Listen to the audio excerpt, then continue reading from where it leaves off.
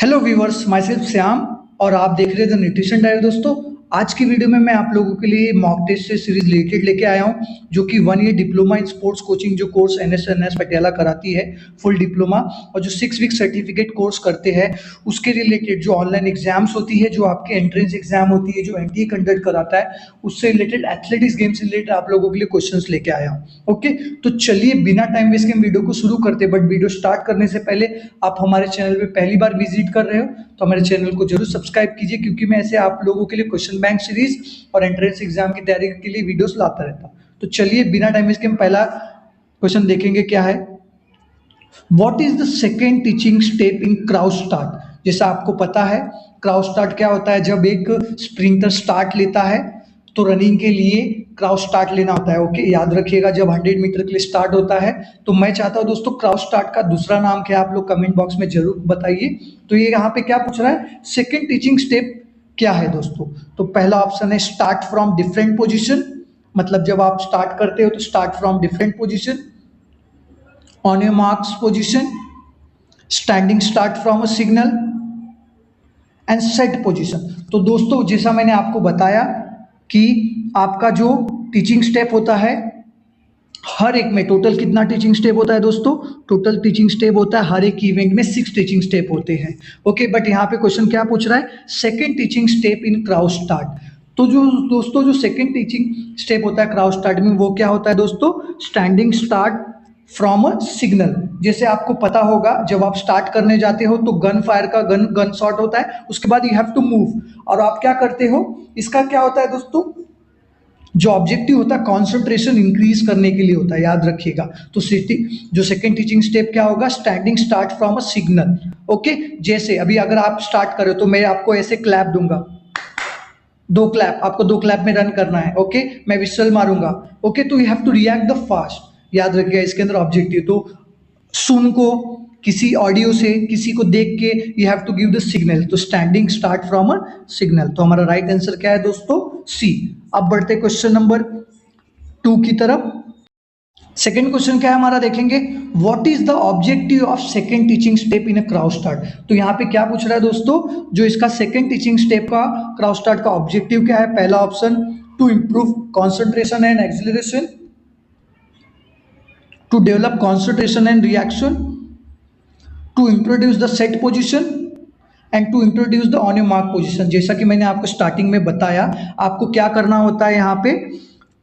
To develop concentration and reaction. जैसे मैं आपको अगर बोलूँ 3 क्लैप में आपको निकलना है, 2 क्लैप, तो यहाँ पे आपको ध्यान देना होता है दोस्तों। तो हमारा जो सेकंड टीचिंग स्टेप का क्राउच स्टार्ट का ऑब्जेक्टिव क्या है? To develop concentration and reaction, याद रखिएगा दोस्तों। तो हमारा करेक्ट आंसर क्या है? बी। अब बढ़ते हैं हम लोग क्वेश्चन नंबर 3 की तरफ।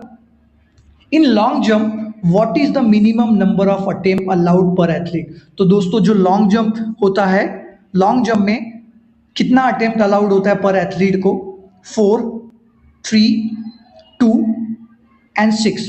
तो दोस्तों क्या होता है, लॉन्ग जंप इवेंट में आपको टोटल कितना इवेंट अलाउड होता है?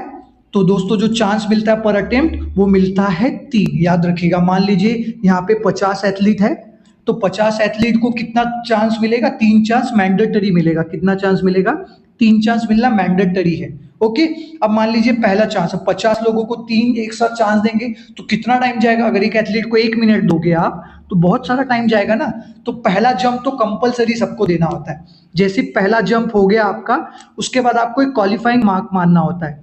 ओके, कि भाई लोएस्ट नंबर, इसके अंदर क्या देखा जाता है? लोएस्ट जंप और हाईएस्ट जंप, ये दोनों के बीच में हम लोग एक क्वालिफाइंग मार्क मारते हैं, जिससे एथलीट को सेकंड और थर्ड अटेम्प्ट दिया जाता है। अब मान लीजिए आपको टॉप 8 निकालना है। कितने?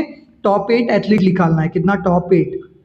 तो टॉप 8 एथलीट कब निकालेंगे? निकालने के बाद आपको फिर से 3 चांस दिए जाते हैं। तो जो जनरली अगर आपको पूछा जाए, मिनिमम नंबर बोला तो 3 चांस, मैक्सिमम बोला तो 3+3, याद रखिएगा दोस्तों। ओके, बट ये जो बात का 3 है, कब जाते हैं? टॉप 8 में जाते हैं, तो अगेन उनको 3 चांस मिलता है, बट इसके अंदर रिवर्स ऑर्डर लगता है दोस्तों। ओके, याद रखिएगा। अब बढ़ते हम लोग क्वेश्चन नंबर 4 की तरफ। क्वेश्चन नंबर 4 देखेंगे क्या है। The heptathlon is made up of how many event? तो दोस्तों जो हेप्टेथलॉन इवेंट होता है वो कितने इवेंट होते हैं?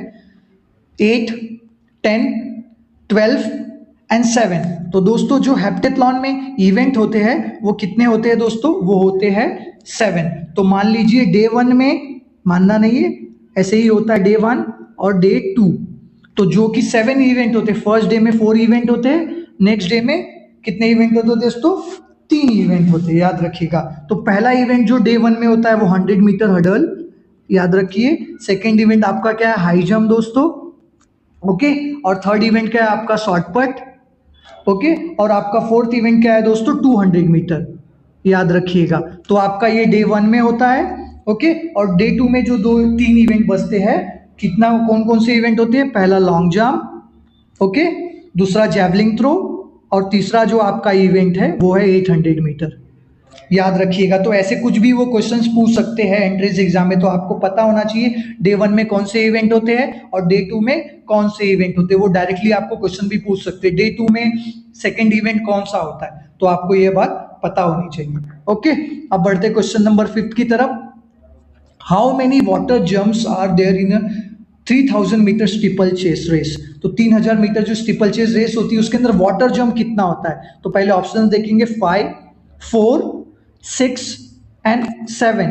तो दोस्तों पहले तो आप यहाँ पे देखिए क्या पूछा है, water jump 3000 metre steeplechase में। तो 3000 मीटर स्टीपल चेस रनिंग है, तो दोस्तों जो वाटर जंप होता है वो जंप कितना होता है, वो होता है 7 जंप, याद रखिएगा। अगर इसके अंदर टोटल जंप पूछा कितना होता है, हडल विथ वाटर जंप, तो आपको ये याद रखना है 7 water jump, okay, 7 water jump और 28 हडल जंप होते, याद रखिएगा, ओके। तो टोटल अगर काउंट पूछा आपको तो आपको पता होना चाहिए 3000 मीटर स्टीपल चेस में टोटल 35 हडल से आपको क्या करना होता है, जंप करना होता है, जिसमें 7 वाटर जंप होते हैं, 28 हडल जंप होते हैं, ओके, याद रखिएगा दोस्तों।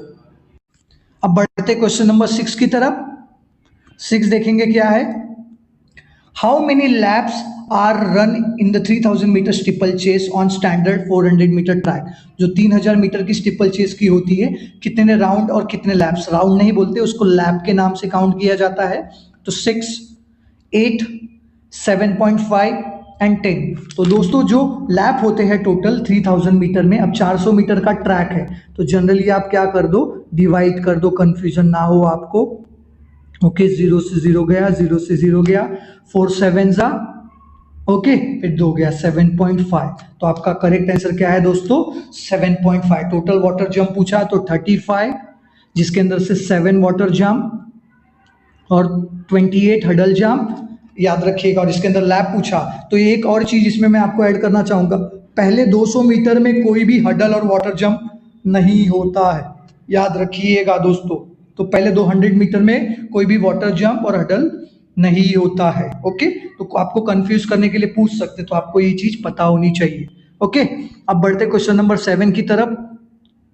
What is the second teaching step name in a shot put event. जो सेकंड इवेंट है, जो शॉर्टपट इवेंट है, उसके अंदर सेकंड टीचिंग स्टेप नेम क्या है। तो पहला ऑप्शन है टर्न एक्सरसाइज, फ्रंट पट, इंट्रोडक्शन एंड 1 टर्न थ्रो। तो दोस्तों जो सेकंड टीचिंग स्टेप होते हैं शॉर्टपट इवेंट में, शॉर्टपट इवेंट में आपको क्या बताना है, what is the second teaching step in shot put event. तो दोस्तों जो हमारा राइट आंसर है वो है हमारा फ्रंट पट, ओके, याद रखिएगा। तो हमारा करेक्ट आंसर क्या है दोस्तों, बी, ओके। इसके अंदर क्या करना होता है, लेग का यूज करके एक्सलेट और जो आर्म स्ट्राइक होती है उसको झटके से ऐसे वी हैव टू रिलीज करना होता है सेकंड टीचिंग स्टेप में, याद रखिएगा, पट रखने के बाद, ओके। अब बढ़ते क्वेश्चन नंबर 8 की तरफ। देखेंगे क्वेश्चन नंबर 8 क्या है हमारा, what is the material of the sword typically used made from professional competition। what is the material of the sword typically, जो sword होता है वो प्रोफेशनल कंपटीशन में किससे बनता है। पहला ऑप्शन है रबर, स्टील, वुड और मेटल और कॉन्क्रीट। तो दोस्तों जो हमारा शॉर्टपट होता है, आपने देखा होगा अगर किसी के पास कोई ऑप्शंस नहीं होता है तो वो रबड़ का या बॉल का, ओके, जनरली, बट हमारा जो मेटल एक हैवी मेटल होता है उससे बनता है, ओके। तो हमारा राइट आंसर क्या है दोस्तों, यहाँ पे वो है हमारा इस ऑप्शन के अकॉर्डिंग वुड और मेटल। तो हमारा करेक्ट आंसर क्या है दोस्तों, सी। अब आप बोलोगे सर वुड, ये वुड और मेटल आपको ऑप्शंस में दिया है कंफ्यूज करने के लिए, याद रखिएगा। तो जनरली जब ऑप्शंस नहीं होता है तो मेटल और आयरन भी आप ब्रास भी कर सकते हो, ठीक है, ओके। तो हमारा करेक्ट आंसर क्या है दोस्तों, सी। अब बढ़ते क्वेश्चन नंबर 9 की तरफ। A throw is a consider foul if the athlete, जो थ्रो होता है कंसिडर कब होगा foul, use spin, land inside the sector, step out of the circle before the shot land and touches the ground. तो यहाँ पे एक चीज ध्यान रखिए, ये क्या पूछ रहा है यहाँ पे, throw consider as a foul कब होगा एथलीट। अब मान लीजिए आपका ये सर्कल हो गया और आपका ये सेक्टर एरिया हो गया, यहाँ पे आपका क्या होता है दोस्तों, स्टॉप बोर्ड होता है। ओके, अब आपको क्या पूछ रहा है यहाँ पे, आपने मान लीजिए थ्रो किया, और थ्रो कंसीडर फाउल कब होगा, याद रखिए मान लीजिए यहाँ से किसी थ्रोअर ने थ्रो किया और यहाँ पे आपका पट गिरने से पहले अगर सर्कल एथलीट के बाहर आ जाएगा, लैंड होने से पहला, इंप्लीमेंट होने से पहला अगर एथलीट सर्कल के बाहर आ गया तो वो थ्रो आपका क्या हो जाता है दोस्तों, वो थ्रो हो जाता है आपका फाउल। तो रूल क्या कहता है, जब आपका लैंड हो जाए शॉर्ट पट या गिर जाए सेक्टर एरिया में, उसके बाद ही आपको सर्कल से क्या होना है, बाहर आना है। ओके, याद रखिएगा साइड में एक्सटेंडेड लाइन होती है, इसके पीछे से आपको बाहर आना होता है। ओके, तो हमारा करेक्ट आंसर क्या है दोस्तों, step out of the circle before the short land. अगर आप सर्कल के बाहर शॉर्ट लैंड होने से पहला आ जाओगे तो वो क्या होगा, फाउल होगा दोस्तों। ओके, अब बढ़ते क्वेश्चन नंबर 10 की तरफ। What is the fourth teaching step name in a discus throw event.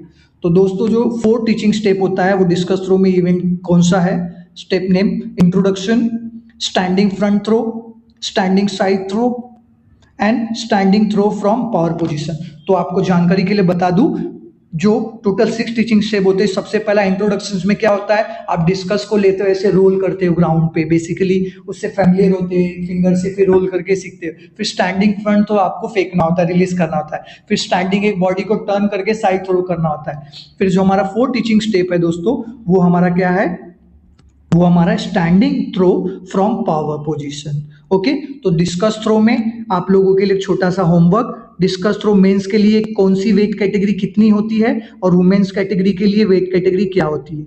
Okay, तो आपको कमेंट बॉक्स में कमेंट करना है, मैं आपके आंसर्स का वेट करूंगा। ओके, आई होप दोस्तों आपको ये सारे क्वेश्चंस अच्छे लगे होंगे और समझ में आए होंगे। मैं चाहता हूं आप ये सारे क्वेश्चंस को रटिए मत, क्वेश्चंस को समझिए, बिकॉज जब एग्जाम हॉल में आप बैठेंगे, आपको वाइवा का जब क्वेश्चंस होगा तो ये पूछा जाता है। रटने के लिए मैंने याद कर लिया क्राउच का सेकंड स्टेप क्या है, थर्ड स्टेप क्या है, बट आप वाइवा के टाइम और इंटरव्यू के टाइम बोल ही नहीं पा रहे तो कोई फायदा नहीं दोस्तों। तो क्वेश्चन को समझिए, वो क्या पूछ रहा है, सारे टीचिंग स्टेप को, उसके ऑब्जेक्टिव को समझिए और आप समझ के आंसर पढ़िए, तो आपको बहुत हेल्पफुल होगा। आई होप आपको ये क्वेश्चन अच्छे लगे होंगे, और अगर अच्छे लगे होंगे तो अपने दोस्तों के साथ जरूर इस वीडियो को शेयर कीजिए। Thank you.